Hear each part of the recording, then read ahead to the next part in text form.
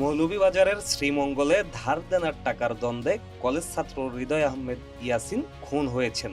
এ ঘটনায় পুলিশ টমটম চালক কাজল মিয়া ও বাদাম বিক্রেতা সিরাজুল ইসলামকে গ্রেপ্তার করেছে। আমার ছেলে এখন এইচএসসি পরীক্ষা দেওয়ার ছাত্রী। আমার ছেলে কেন টাকা দেবো? টাকা গেছে আমার ভাতিজার কাছে, টাকা গেছে। আমি কইছি যে বাবা এখন পরীক্ষা চলবে, সাথে সাথে পরীক্ষার কথা শুনে আই পড়ছে রুটিন একটা মিথ্যে কথা।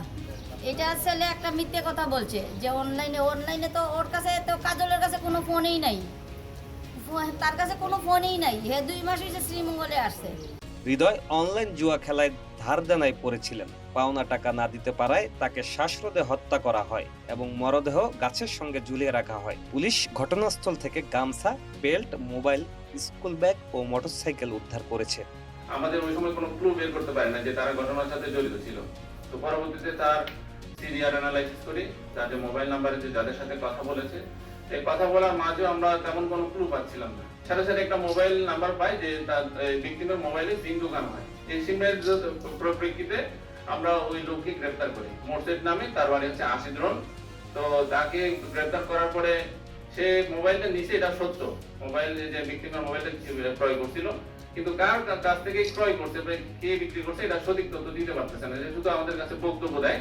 তো শেষমেশ আমরা দুজনকে যখন গ্রেফতার করি, তারা স্বীকার করে এবং তাদের স্বীকারোক্তির ভিত্তিতে আমরা ব্রাহ্মণবাড়িয়ার সরাইল থেকে মোটরসাইকেলটা উদ্ধার করি। যে মোটরসাইকেল হচ্ছে তো হৃদয়ের মোটরসাইকেল ছিল, সেটা ভাড়া করা, আর হচ্ছে তার মোবাইল ইউজ করি এবং যে গামছা দিয়ে তাকে মারা হয়েছিল গামছাটা উদ্ধার করা হয়।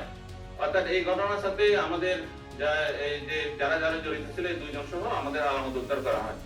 তো মূলত বিষয়টা আমি যেটা বলতে চাই সেটা হচ্ছে আমাদের এখানে এই মামলাটা উদ্ঘাটন করতে গিয়ে আমরা আসলে শুধু ডিজিটাল দিয়ে করা সম্ভব হয় নাই।